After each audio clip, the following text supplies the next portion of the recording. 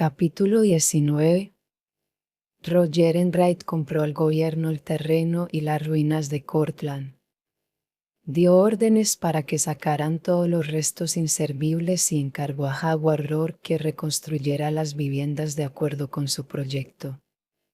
Enright presupuestó la obra para obtener alquileres bajos con un margen de provecho para él. No había que hacer cuestión acerca de los ingresos, de la ocupación, de los chicos o del régimen alimenticio de los futuros ocupantes. Las viviendas fueron abiertas a quien quiera deseara mudarse y pagar el alquiler, estuviera o no en condiciones de pagar un departamento más caro. A fines del mes de agosto fue decretado el divorcio de Gal Winnan. La demanda no fue contestada y Dominic no asistió a la hora de vista. Winnan se hallaba como un hombre que está frente a una corte marcial y oía las frías obscenidades del lenguaje jurídico que escribía en el desayuno en la casa de Monadnock Valley, la señora de Winnan, Howard Rourke, que infamaban a su esposa para deshonrarla oficialmente y concederle a él una simpatía legal, el estado legal de inocencia, y un documento que sería su pasaporte de libertad para los años que tenía por delante y para las silenciosas noches de esos años. El Swarstugi ganó su pleito en el departamento de trabajo. Winnan se vio obligado a reincorporarlo a su empleo. Aquella tarde la secretaria de Winnan le habló por teléfono a Tuggy diciéndole que el señor Winnan esperaba que volviera a trabajar antes de las 9. Tuggy se sonrió y colgó el receptor. Tuggy entró sonriendo, aquella noche, en el edificio del Banner. Saludó a los empleados, estrechó manos e hizo ingeniosas observaciones con aire de inocente asombro, como si hubiese estado ausente solo desde el día anterior y no comprendiera el motivo por el cual lo saludaban como si se tratara de un retorno triunfal. Al entrar en su oficina se detuvo un momento. Winnan estaba allí. «Buenas noches, señor Tuggy», dijo Winnan suavemente. Entré. «Hola, señor Winnan», dijo Tuggy con voz agradable, confiado al sentir que sus músculos faciales ostentaban una sonrisa y que sus piernas marchaban. Entró y se detuvo con incertidumbre. Era su propio despacho, sin ningún cambio, con una máquina de escribir y papel sobre la mesa. Pero la puerta estaba abierta y Winnan estaba allí, silencioso, apoyado en una jamba. «Siéntese, señor Tuggy. Debemos cumplir la ley». Tuggy hizo un imperceptible y alegre movimiento de aquiescencia con los hombros, cruzó la habitación y se sentó. Tomó un lápiz, examinó la punta y luego lo soltó. Winnan levantó la muñeca hasta el nivel de su pecho y la sostuvo así, el antebrazo y los largos dedos que caían formaban el lado de un triángulo. Miraba su reloj de pulsera. «Son las 9:10. ¿Está usted reintegrado a su trabajo, señor Tuggy?» «Y soy feliz como un muchacho al regresar». «Con toda sinceridad, señor Winnan, aunque supongo que no debería confesarlo, pero he echado de menos esta oficina, muchísimo». Winnan no hizo ningún movimiento para irse. Estaba cabizbajo como de costumbre, con los omóplatos apoyados en el marco de la puerta. Una lámpara con una sombra cuadrada de cristal verde estaba encendida sobre la mesa, pero fuera todavía había luz, una luz que formaba rayos castaños en un cielo de color de limón. La sombra que proyectaba la lámpara parpadeaba débilmente y Tuggy sentía al mismo tiempo un rumor sordo bajo las suelas de sus zapatos. Las rotativas estaban en marcha. Era un ruido agradable, confidencial y vivo. Latía el pulso de un diario que transmitía a los hombres el latido del mundo.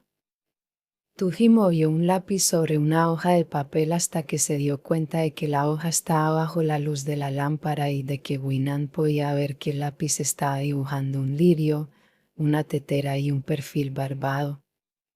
Se preguntaba por qué causa le habría pedido que se reincorporara a las 9 de la noche, pero supuso que Winnan trató así de mitigar su derrota, y él tenía la impresión de que no podía discutir el punto. Las rotativas marchaban, los latidos se unían y eran retransmitidos.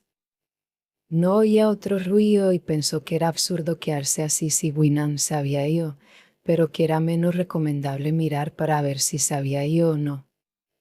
Después de un momento levantó la vista. Winnan estaba todavía allí. La luz destacaba 2 manchas blancas de su figura, los largos dedos de su mano, que aferraban los codos, y la alta frente. Tuji quería ver la frente, no hay arrugas oblicuas sobre las cejas.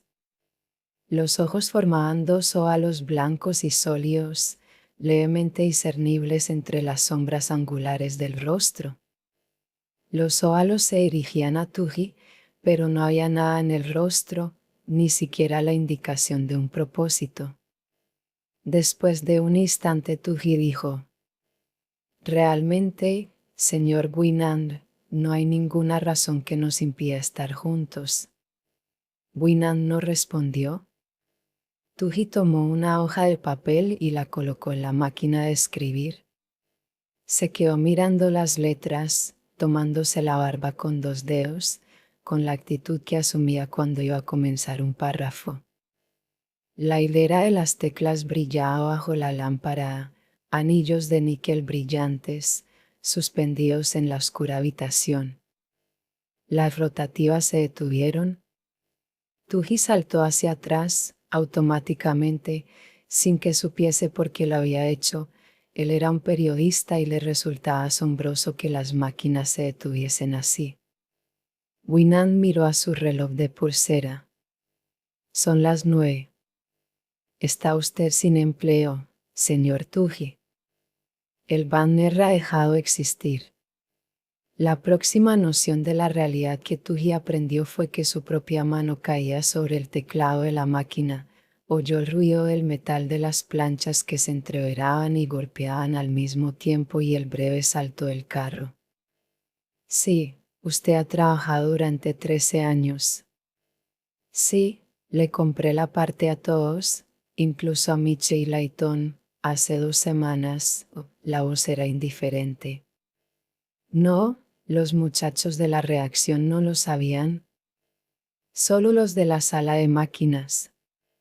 Tuji permaneció en pie. Estuvo mirando a Winnan. Entre ellos había una alfombra gris. La cabeza de Winnan se movió, inclinándose lentamente sobre un hombro. El rostro de Winnan estaba como si no fuera necesaria ninguna barrera, parecía natural, sin disgusto. Sus cerrados labios dibujaban la sugestión de una sonrisa de pena que casi resultaba humilde. Dijo: «Tal ha sido el fin del banner. Creo que era justo que lo presenciara usted». Rourke estaba trabajando en la mesa de dibujo de su oficina. La ciudad, a través de las paredes de cristal, parecía lustrosa con el aire lavado por los primeros fríos de octubre. El teléfono sonó. Se quedó con el lápiz suspendido en un movimiento de impaciencia. «Señor Rourke», dijo la secretaria. El tono tenso de su voz era como una petición de disculpa por haber quebrantado una orden. «El señor Winnan desea saber si sería cómodo para usted ir a su oficina mañana a las 4 de la tarde». La secretaria escuchó el zumbido del receptor, en el silencio, y contó muchos segundos. «¿Está el aparato?», preguntó Rourke. Ella sabía que no era la conexión telefónica lo que hacía que la voz sonara de aquel modo. «No, señor Rourke». «¿Habla la secretaria del señor Winnan?». «Sí». «Sí, dígale que sí». Volvió a la sala de dibujo y miró los bosquejos.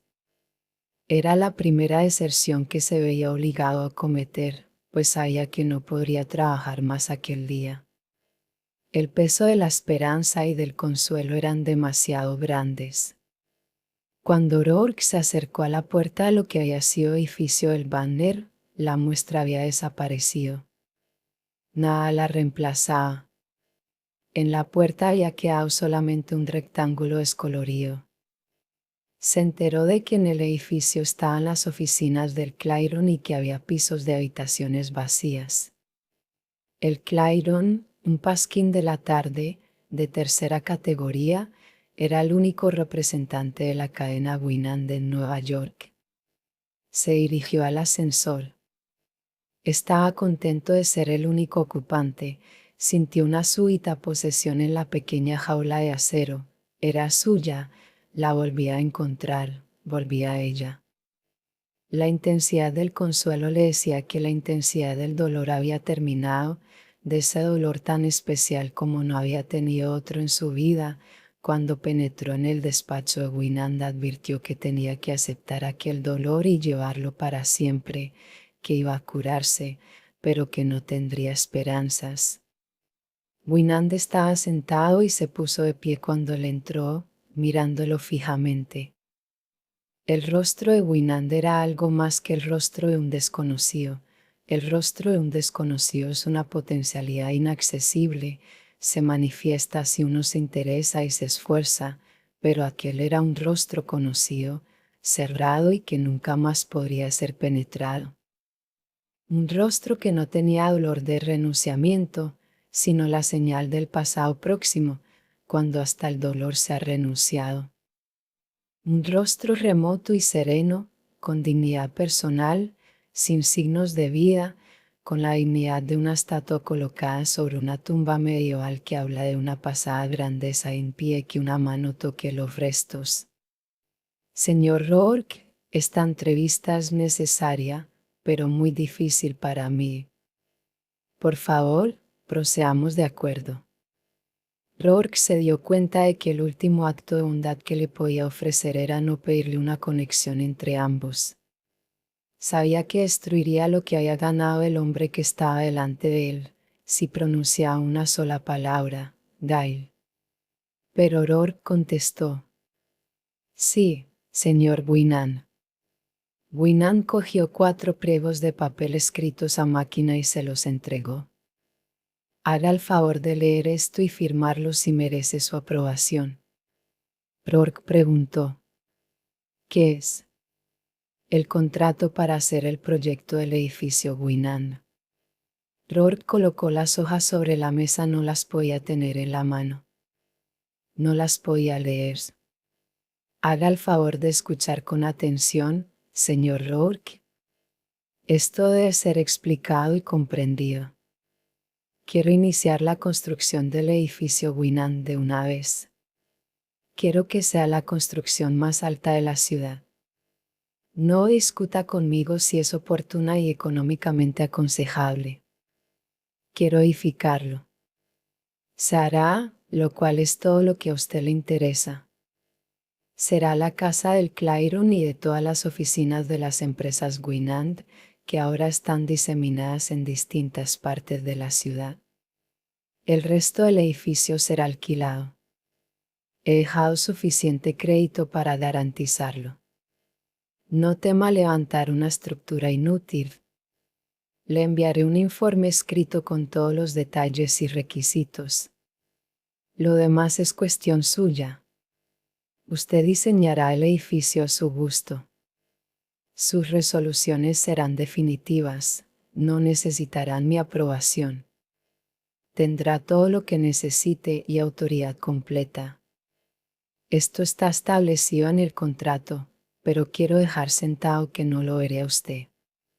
Habrá un agente que me representará en todas las cuestiones técnicas y financieras. Tratará con él.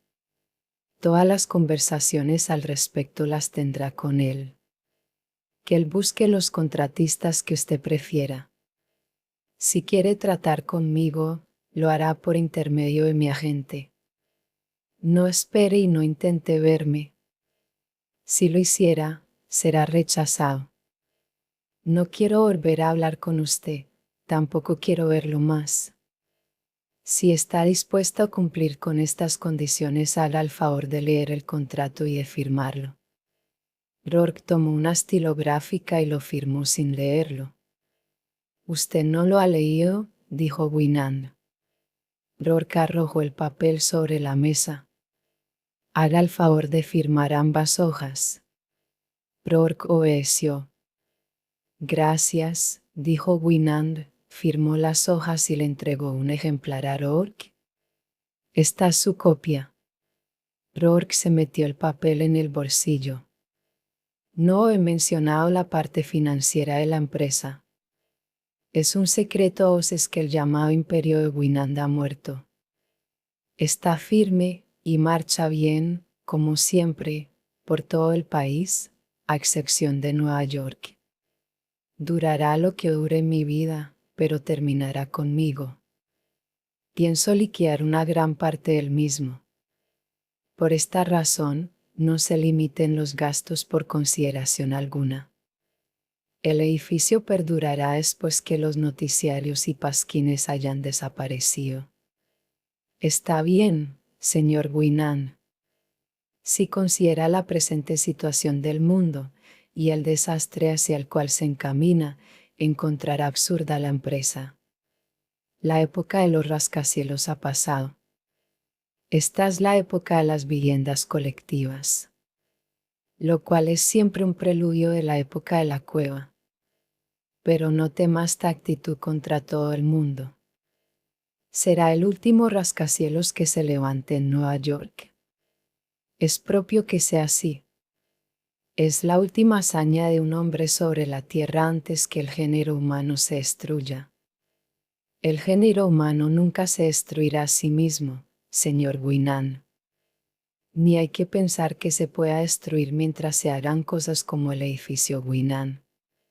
Esto le concierne a usted. Las cosas muertas, como el banner, son el fertilizador financiero que lo hará posible. Es la función propia de ellas. Después dijo, sin cambiar el tono de la voz, una vez le dije que este edificio sería un monumento a mi vida. Ya no tengo nada que conmemorar. El edificio Winand tendrá solo lo que usted le dé. Se puso de pie, indicando con ello que la entrevista había terminado.